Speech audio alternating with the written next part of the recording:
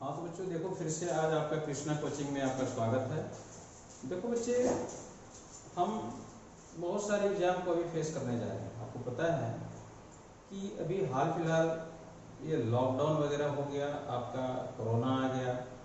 इन कारणों से क्या होगा, कई एग्जाम पोस्टपोन हो गए। इवन आपको पता होगा यूपीएससी का पेपर जो है पोस्टपोन हो गया और ये उम्मीद है जो है सितंबर अक्टूबर में होगा। तो उसी प्रकार से अभी जो हाल फिलहाल जो एग्जाम होने वाला है आपका, उसमें एनटीपीसी मुख्य रूप से जो कि बैडली ड्यू है, साल डेढ़ साल हो गया उसको फॉर्म भरे बच्चे का, बच्चे परेशान, सब लोग परेशान हैं। तो उसका स्टेज 1 जो है उम्मीद सितंबर अक्टूबर में होना है। इसके बाद आपके एसएससी सीजीएल का, चलो आपके टायर 2 बाकी हैं। तो टायर 2 में तो जीके वगैरह से कोई मतलब नहीं, आपको पता ही है, मैथ और इंग्लिश से पूछा जाता है। और आपके पेपर आने वाले हैं रेलवे का ग्रुप डी से। इसके बाद डीआरडीओ का भी आपने फॉर्म भरा होगा, डीआरडीओ का भी पेपर आने वाला है। इस प्रकार से आपके बहुत सारे पेपर आने वाले हैं, जिसमें कि अभी जो मैं आपको कवर कराऊंगा एनटीपीसी में आपको काम आएगा, वो ग्रुप डी में काम आएगा और आपको डीआरडीओ एमटीएस में काम आएगा। डीआरडीओ जो ग्रुप सी का निकला था उसका भी पेपर होना है।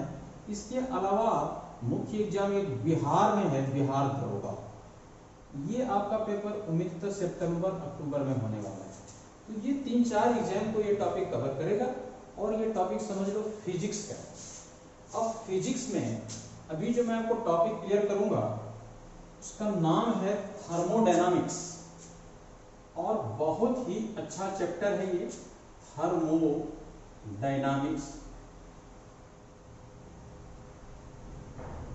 देखो, थर्मोडायनामिक्स बहुत ही इंपॉर्टेंट चैप्टर है।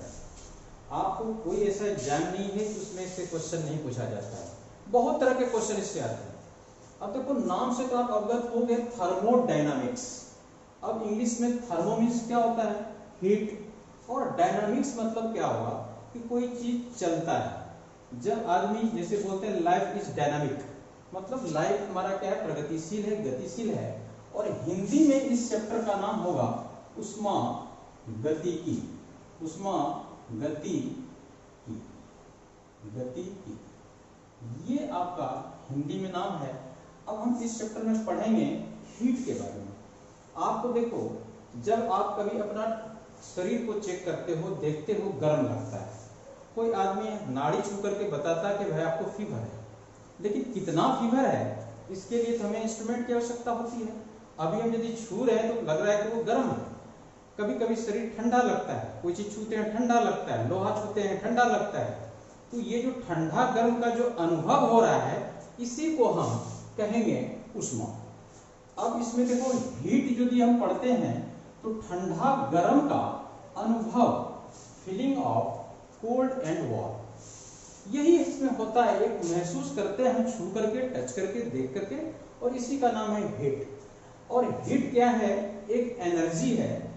और आपको पता है energy can not be destroyed, और एनर्जी जो है कैलोरी से रिलेटेड है। इसलिए हीट को नापने के लिए, हीट को मेजरमेंट करते हैं जिस इंस्ट्रूमेंट से, उसका नाम है कैलोरीमीटर। ये भी आपके क्वेश्चन में पूछा जाता है, कभी कभी एग्जाम में आता है। कैलोरीमीटर से हम क्या चीज चेक करते हैं, आपको दे देगा वहां पे टेम्परेचर, हीट, कुछ भी दे देगा आपको, लेकिन आपको जानना है भाई कैलोरीमीटर यदि है संबंधित किससे, तो हीट से।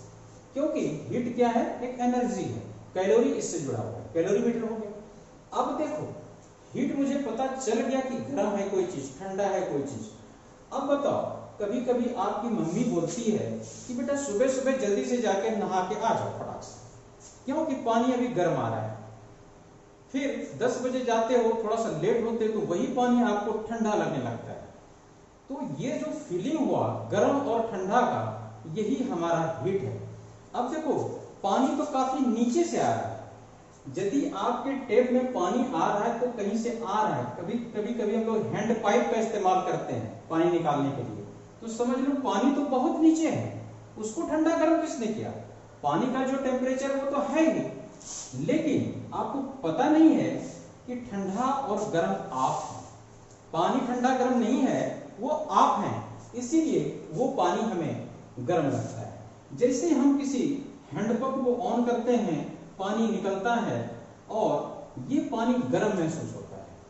अब ये पानी गर्म जब महसूस हो रहा है, हमें ये समझना है कि ये पानी गर्म नहीं है, हम ठंडे हैं। हम ठंडे हैं इसीलिए गर्म लग रहा है। 2-4 घंटे के बाद यही पानी हमें ठंडा लगता है, तब तक हमारा शरीर गर्म हो जाता है। जब आपका शरीर गर्म होता है तो कोई चीज ठंडा आपको लगता है, जब आपका शरीर ठंडा होता है तो कोई चीज गर्म लगता है। इसका मतलब ये हुआ कि हम यदि कोई किसी चीज का, मान लिया जाए किसी चीज का टेम्परेचर, मान लिया जाए किसी का, कोई आदमी है, कोई आपके भाई है, अब इसके शरीर का टेम्परेचर जो है, मान लिया जाए इसके शरीर का है 80 डिग्री फ़ारेनहाइट, और एक दूसरा भाई आपका है, उसके शरीर का टेम्परेचर है आपके 98 डिग्री। अब देखो ये हमने क्या लिखा, फ़ारेनहाइट, ये हमने क्या लिखा, फ़ारेनहाइट। अब तुम ये बताओ कि इसका टेम्परेचर कम है, इसका ज्यादा है, तो हीट किधर ट्रांसफर होगा? हीट तो जहां ज्यादा है गर्म की ओर आएगा, जहां ज्यादा है वो नीचे आएगा। ये देखो 98 है, ये 80 है, तो हीट इधर से इस तरफ ट्रांसफर करेगा, ओके, ना कि इधर से। यदि आप इसको छुओगे तो ये ठंडा लगेगा, यदि ये आपको छूता है तो आप गर्म लगोगे। इसका मतलब है इसका टेम्परेचर शरीर का कम है, यानी यहाँ पर हीट जो है इसके शरीर में कम है, यहाँ पर ज्यादा है। इस तरह से हीट का ट्रांसफर होता है। तो हीट का ट्रांसफर कैसे कैसे होता है वो हम नेक्स्ट टॉपिक में कवर करेंगे। जैसे कि आपने नाम सुना होगा कंडक्शन का, आपने नाम सुना होगा कन्वेक्शन का, आपने नाम सुना होगा रेडिएशन का। ये सब हम नेक्स्ट टॉपिक में कन्वर्ट करेंगे, ये कवर करेंगे रेडिएशन का। तो इस प्रकार से कंडक्शन क्या होता है, कन्वेक्शन क्या होता है, रेडिएशन क्या होता है, हम नेक्स्ट क्लास में इसको कवर करेंगे। अभी फिलहाल अब हमें देखना है कि ये हीट छूने से तो ऐसा लगता है, लेकिन जब उसके शरीर का तापमान हम चेक करने गए तो एक इंस्ट्रूमेंट का इस्तेमाल किया, और उस इंस्ट्रूमेंट को हम कहते हैं डॉक्टरी थर्मामीटर, जो कि डॉक्टर लोग इस्तेमाल करता है। अब देखो डॉक्टर लोग इस्तेमाल करता है जिस इंस्ट्रूमेंट को, किस चीज के लिए, तापमान को नापने के लिए, शरीर का टेम्परेचर को नापने के लिए जिस इंस्ट्रूमेंट का इस्तेमाल होता है, और वही इंस्ट्रूमेंट हमारा कहलाता है थर्मोमीटर। आपने थर्मोमीटर का नाम सुना होगा, और ये थर्मोमीटर सबके घर में होता है। लेकिन जब थर्मामीटर आप लगाते हैं तो उसमें इस प्रकार से कुछ लिखा मिलता है, यहाँ पर 0 होता है। यदि थर्मामीटर आपने देखा तो यहाँ पर 0 होता है, इस तरह से लास्ट में 100 होता है, ठीक है। अब देखो, अब ये थर्मामीटर में नीचे में एक कुछ रहता है यहाँ पे फील्ड। अब ये क्या होता है, इसी को हम मरकरी कहते हैं। मरकरी मतलब क्या हो गया, हिंदी में पारा कहते हैं। और इसका इस्तेमाल इसलिए होता है, ये लिक्विड के फॉर्म में होता है, और यही ये ऊपर चढ़ता है, और ऊपर जब ये धीरे धीरे 98 पे आता है, 97, जहां पे आकर के रुक जाता है, हम बोल बैठते हैं कि इसके शरीर का टेम्परेचर कितना है। कभी कभी डॉक्टर लोग अपने घर में भी एक थर्मामीटर लगा के रखते हैं। उस थर्मामीटर का इस्तेमाल करता है कि उस रूम का टेम्परेचर कितना है। इन दिनों तो कोई दिक्कत नहीं है, मोबाइल आपके पास है, इतना टेम्परेचर आपके इर्द गिर्द है, अमेरिका, लंदन सब बता देते हो घर में बैठे। लेकिन डॉक्टर लोग अपने घर में थर्मामीटर का इस्तेमाल करता है। अब उस थर्मामीटर में क्या चीज रहता है, उसमें क्या रहता है यहाँ पे फील्ड, तो उसको हम ब्रोमीन कहते हैं, और वो ब्लू कलर का होता है। तो आपने देखा 2 थर्मामीटर को, एक में रहता है मरकरी, एक में ब्रोमीन रहता है। लेकिन जनरली हमारे घर में जो थर्मामीटर होता है, जिसको हम लिक्विड थर्मामीटर कहते हैं, इसका नाम है लिक्विड थर्मामीटर। लिक्विड थर्मामीटर आप घर में इस्तेमाल करते हो। अब देखो इसका कुछ लिमिटेशन होगा, यदि ये काम नहीं करता है तो इसके बाद हम किसी और थर्मामीटर का इस्तेमाल करते हैं जिसका लिमिटेशन कुछ ज्यादा है, तो वहां पर हम गैस थर्मामीटर का इस्तेमाल करते हैं। हम गैस थर्मामीटर का इस्तेमाल करते हैं। अब देखो लिक्विड थर्मामीटर में मरकरी इस्तेमाल हुआ, कहीं कहीं अल्कोहल का भी इस्तेमाल होता है, अल्कोहल का भी इस्तेमाल होता है इसकी जगह पे, लेकिन जनरली मरकरी ही हम लोग इस्तेमाल करते हैं। अब मरकरी इस्तेमाल क्यों करते हैं, तो मरकरी -39 डिग्री पे जाकर के वो बर्फ बन जाता है और 257 पर जाकर के वो उबलने लगता है। अब आप देखो कि इसलिए इसको लिया गया कि इसका जो फ्रीजिंग पॉइंट है वो काफी कम है। अब देखो, अब एक और थर्मामीटर है जिसको हम थर्मोकपल थर्मामीटर कहते हैं, थर्मोकपल थर्मामीटर कहते हैं, और इसको हिंदी में देखेंगे तो उष्मा युग्म थर्मामीटर कहते हैं, उष्मा युग्म थर्मामीटर कहते हैं इसको। अब देखो एक और थर्मामीटर मैं लिखूंगा, अब इसका नाम है platinum resistance thermometer, platinum resistance thermometer, platinum resistance thermometer. एक थर्मामीटर ये हुआ। अब एक और थर्मामीटर है, वो थर्मामीटर हम नहीं कहेंगे, एक इंस्ट्रूमेंट है। मान लिया जाए आपको कहे कि भाई आपको आग का तापमान निकालना है। अब आग आपको कहां दिखाई देगा, सूरज में दिखाई देगा, ज्वालामुखी में आग दिखाई देगा। अब यहाँ पे सूरज पे तापमान क्या है, ज्वालामुखी पे तापमान क्या है, क्या आप इस थर्मामीटर को ले जाओगे, वहां ले जा पाओगे, चलते चलते ही आप भस्म हो जाओगे। अब उस वक्त हमें किस थर्मामीटर का इस्तेमाल करना है, तो उस इंस्ट्रूमेंट का नाम है पायरोमीटर, उस इंस्ट्रूमेंट का नाम है पायरोमीटर। और इसका पहले इस्तेमाल, इसका जो सिद्धांत दिया था उसका नाम था स्टीफन ने इसका सिद्धांत दिया था, ये कैसे काम करता है, और ये रेडिएशन पे काम करता है, ये रेडिएशन पे काम करता है। और हमें अब ये देखना है कि स्टीफन ने इसको दिया और ये रेडिएशन पे काम करता है। चलो ठीक है, इतना आपने जान लिया कि इतने तरह के थर्मामीटर होते हैं और इसका इस्तेमाल होता है। अब देखो गैस थर्मामीटर में क्या चीज का इस्तेमाल होता है। गैस थर्मामीटर में देखो, यदि आपको गैस थर्मामीटर का इस्तेमाल करना है तो उसमें लोअर लिमिट को जानने के लिए हाइड्रोजन का इस्तेमाल होता है, लेकिन अपर लिमिट को जानने के लिए हम नाइट्रोजन का इस्तेमाल करते हैं। हाइड्रोजन का इस्तेमाल होता है और नाइट्रोजन का इस्तेमाल होता है। अब देखो यहां पर अब हमें जानना है बहुत इंपॉर्टेंट चीज जो कि आपके क्वेश्चन आते हैं एग्जाम में। एक तो पायरोमीटर आएगा कि भाई पायरोमीटर से हम किस चीज का, आपको सन का टेम्परेचर लेना है तो किस इंस्ट्रूमेंट का इस्तेमाल होगा, तो वहां आपको बताना है पायरोमीटर। अब देखो जैसे कि हम थर्मामीटर पढ़ते हैं, थर्मोमीटर एक क्या है, स्केल।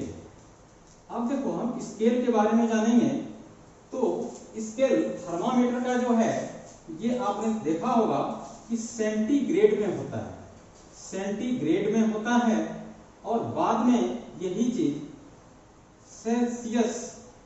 सेल्सियस कहलाया, बाद में यही चीज क्या कहलाया, सेल्सियस कहलाया।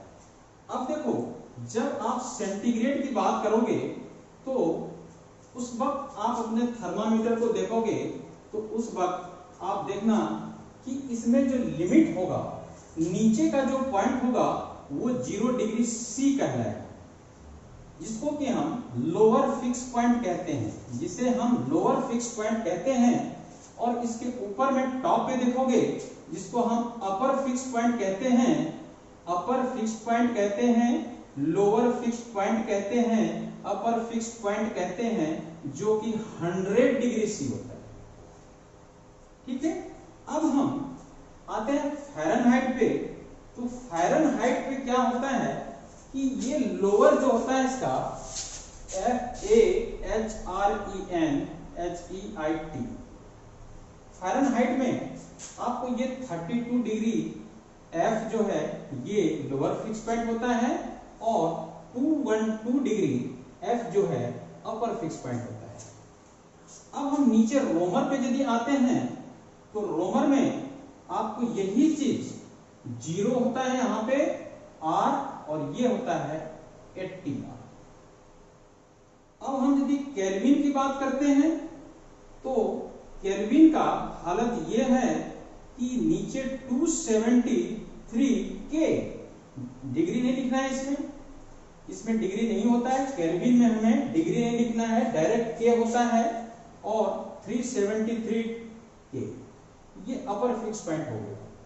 अब देखो इन दोनों को यदि हम डिफरेंस निकालते हैं तो आपको फंडामेंटल इंटरवल पता चलता है।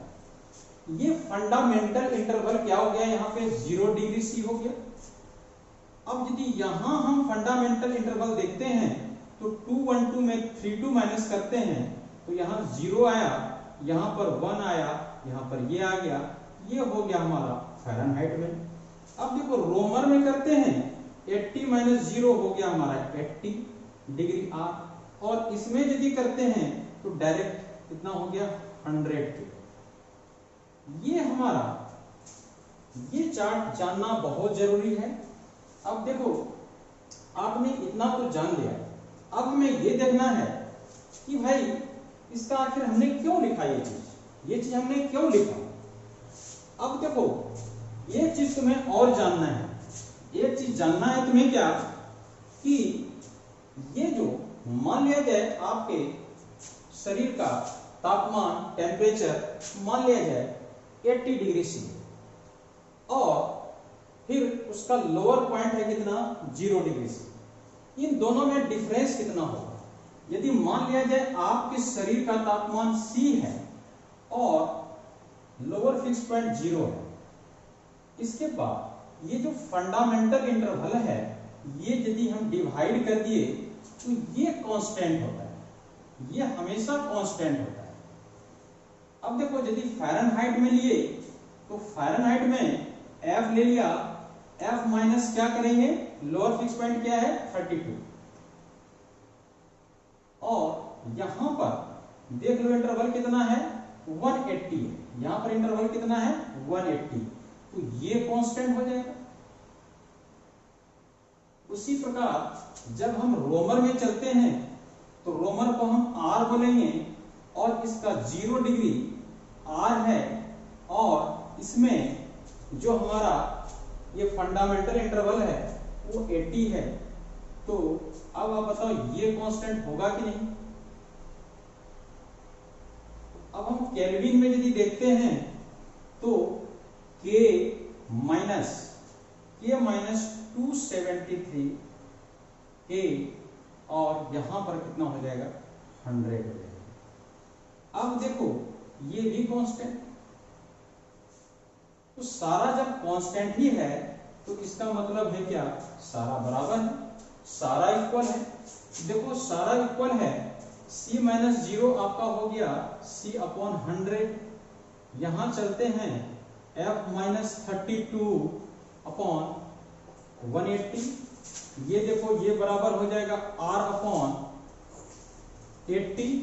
अब देखो ये बराबर हो जाएगा K माइनस 273 अपॉन 100, ये सब बराबर हो गया। अब देखो ये जब इक्वल है तो हम इसको छोटा करते हैं तो क्या 20 से तो ये डिवाइड हो रहा है 9 4 यहां पर। अब क्या हो गया, ये C upon 5 equal to F minus 32 upon 9 equal to R upon 4 equal to K minus 273 upon 5। और ये आपका एक फॉर्मूला हो गया जो कि हर बुक में दिया हुआ है। देखो रोमन इन दिनों खत्म हो गया है, आपको इतना ही जानना है C/5 equal to F minus 32 degree upon 9 equal to K minus 273 upon 5। अब इससे आपको प्रॉब्लम सवाल आएगा एग्जाम में, कभी कभी सवाल तो ऐसा आएगा कि बताओ भाई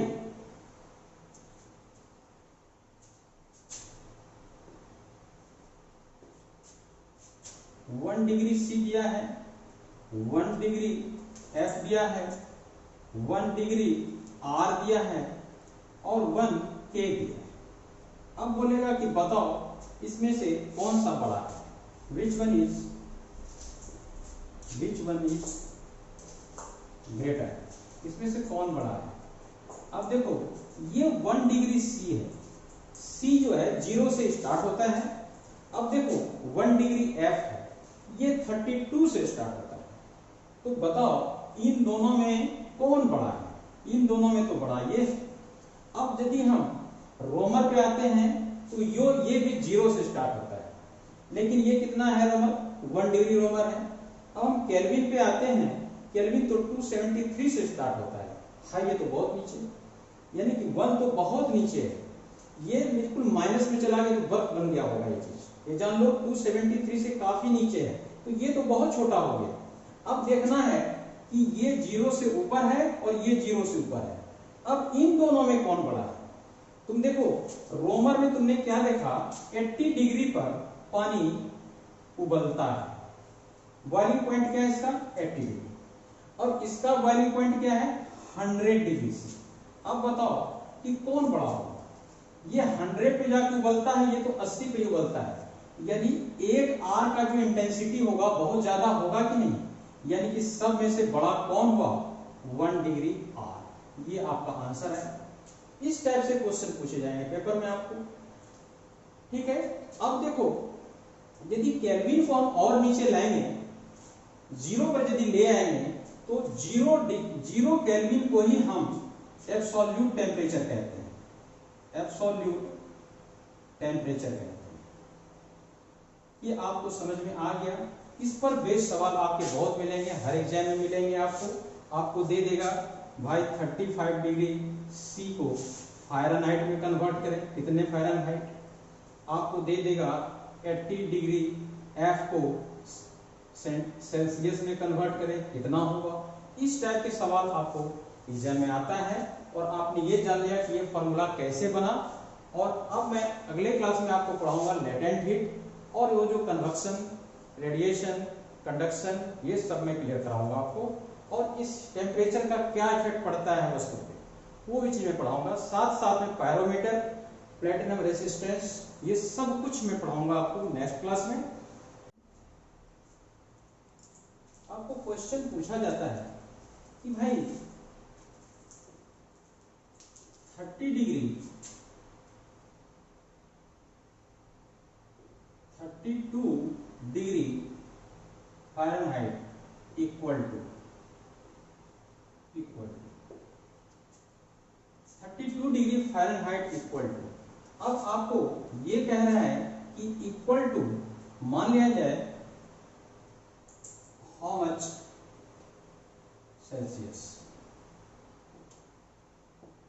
तो आप क्या करोगे?